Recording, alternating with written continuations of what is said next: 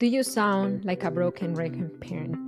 You tell your child to do something and you say it again and you say it again, and then you feel the frustration raising up until you cannot hold it any longer and you snap or yell and you feel guilty about it. And then now your child is upset and you're feeling guilty and you feel like the worst. Okay, if that is you, I want to tell you that I was in your same shoes. I empathize, I relate, and I want to tell you that you can get out of that cycle this year using positive parenting language. So, on this podcast episode, I'm going to show you how positive parenting language could change the trajectory of your parenting this year. I'm going to talk about what it is, what it is not, the examples, the scripts, and the benefits.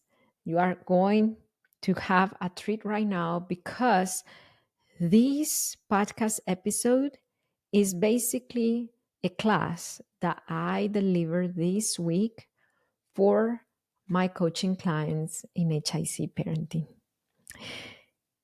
14,151 of our coaching clients are already applying positive parenting language in their families, and they went from chaos, overwhelm, frustration to cooperation and listening in less than a week.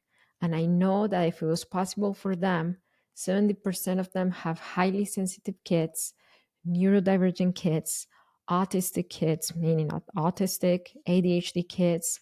By the way, I apply with my own twins. One of my twins is autistic and has ADHD, and I applied it with my foster son. Now he's an adult, and he has mood disorder, PTSD, and other things going on. So I know if it works for them, it will work for you. I have high hopes that it will work for you. So I'm going to tell you what it is not, the benefits of it, and how to do it. My name is Marcela Collier. I am the host of the Parenting with Understanding podcast. Welcome to another episode. This is the beginning of this year. I'm empowered. I'm ready to go to help more parents raise their children with peace. That is my tagline. Every single Monday, I post in the Slack channel for our team. This is a great week to help parents raise their children with peace, and that's my life mission. And we are going to kick off this 2025 with transforming our communication with our children with positive parenting language. So what is positive parenting language? Positive parenting language is focusing on guiding our children with respect and with clear, concise, and action driven language. Clear, concise, and action driven language. So, most of us grew up in negative language, language, stop parenting language. So, let me tell you the focus of each one of them and an example. So, the focus of stop language or negative language is giving vague commands. This may sound such as, no, good girls don't bite their sister. Okay, so what does that mean? I just beat my sister, so I'm not a good girl. You're just telling me that. Now I feel bad, but now I feel shameful. No, or this. Be good with your teacher, okay? What does being good means? What does that mean? It's vague. Give me the action step. Give me the what to do. Positive parenting language does not focus on character, but it focuses on action steps. You are going to be with grandma today. Make sure you listen to her. That means that when she tells you to do something, you do it. And use kind words towards her. That's an example of positive parenting language, telling her the expectation, the action step. Use kind words. That's different from be good, because our children are good. Even when they are not using kind words, they're good kids. They're good kids. Okay, so the focus of stop language is the what not to do. Stop hitting your sister. What do you want them to do? What do you want them to do? Okay, let's keep hands to ourselves and communicate your feelings to your sister with kindness. Let's practice and give them a little example. Positive parenting language focuses on positive outcomes. Negative language or stop language focuses on negative outcomes. Let me give you an example of negative language focused on negative outcomes. If you don't go to bed right now, we're not going to go to the park tomorrow. That's for sure. Then the child feels that they have nothing to lose and then they get crazier. And then you end up with a bigger problem at bedtime. So, my recommendation is change it for a positive outcome. Example, it's important to go to bed right now so we can rest and tomorrow we have the energy to go to the park. Now, is it for sure that your child is going to say, "Oh, yes, mommy, let's go to bed"? Let's put this, what's the stake? What are the stakes here? What are the options?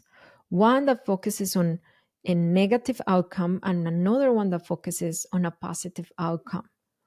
Which one are children more likely to follow? The one that focuses on the negative or the one that focuses on the positive? And I want to stop here because a lot of the times, and I was there as well, when things have not worked for a long time in our parenting, we hear things and we immediately block ourselves from the possibility of it working. How I tell my clients, just try it. Don't think about it. Just try it and try it consistently for the next week or 2 weeks and come back and let me know how it goes how it goes. And 9 times out of 10, they come back and tell me, yes, you were right.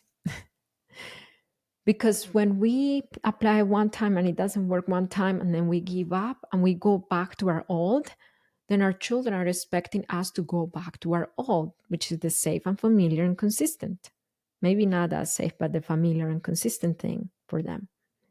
But when we give it a chance and we apply it consistently over time, we are going to start restructuring the way that we communicate with our kids. And we are going to restructure the way of them, how they expect us, sorry, to communicate with them. I'm going to drink water. So, what positive parenting language is not? It's not never saying no. I say no to my twins. The thing is the overuse of no, no, no, no, no, stop, stop, stop all day. Imagine you lived in an environment like that. Just imagine, where do you work? Do you work at a hospital, at a school, in a bank?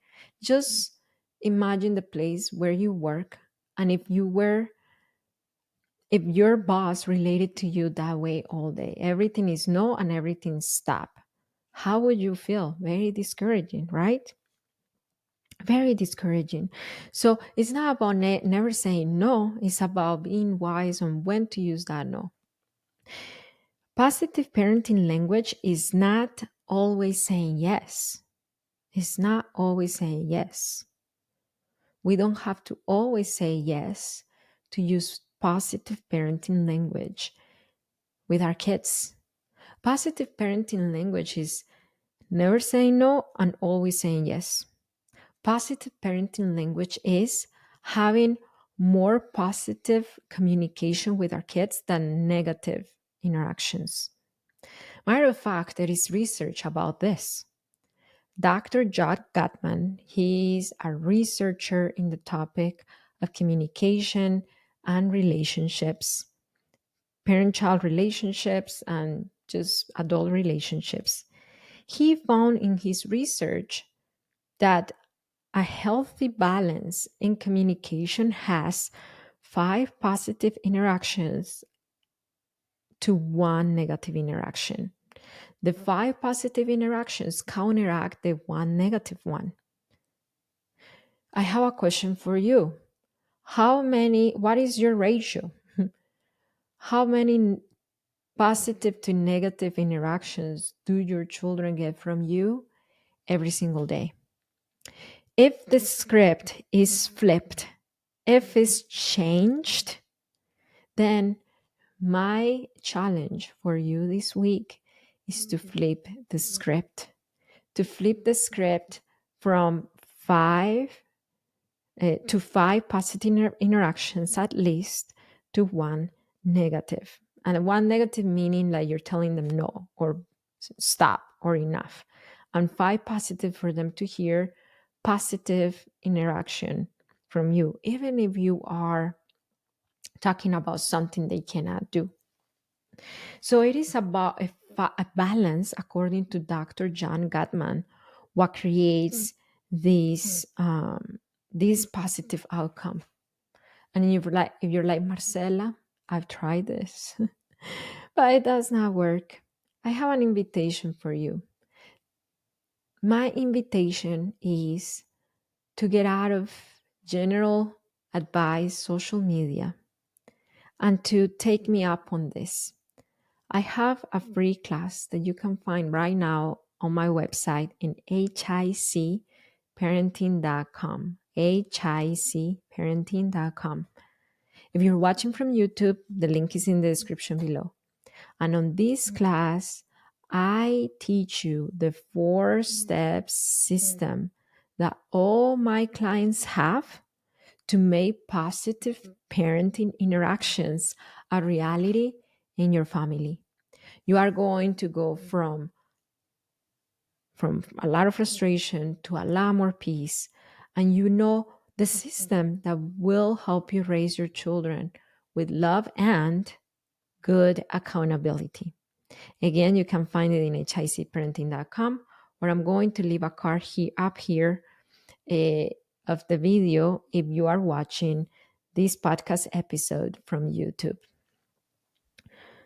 So let's keep talking about examples.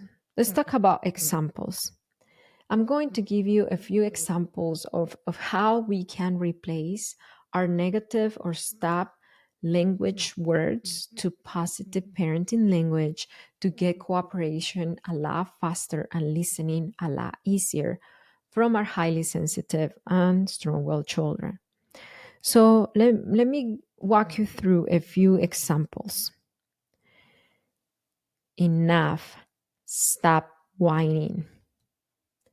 I really want to know what you need. Can you please tell me with your words? Tell me, what do you need? Cut it out. That's dangerous. Jumping on the counter is dangerous. Get down, please. Stop fighting. I see you have something going on. How can we solve this conflict so both of you guys are content and happy? How can we get to an agreement? Don't run. Walking feet. Come here. Come to mommy. That's the replacement from stop language to more positive parenting language that signifies the same thing. So I have a challenge for you right now. My challenge for you is, if you are watching from YouTube, in the comments, write one stop language word that you use often, and next to it, Write a replacement positive language expression that you commit to use this week. This is a declaration of commitment of using this replacement positive parenting language phrase for the entire week. So, my invitation for you is, if it does not work one time or two times, don't give up. Say it consistently for the following week, which is 7 days. Don't give up, because your children, the same way it takes you time to learn positive parenting language, it takes your children time to learn how to be receptors of positive parenting language. Would you share this podcast episode with one friend, one parent friend, and invite them to do this challenge with you? Hey, I'm doing this positive parenting language challenge this week. These are the instructions. This is how to do it. Share it with them. Do it together. Give each other feedback. And if you've been listening to the Parenting with Understanding podcast for a while, my encouragement for you is to leave us a positive review. Just open the description, write your 5-star review, hopefully, and help us get to more parents. And I want to tell you that it only takes understanding of yourself and of your children's needs to transform your parenting. I'll see you next time.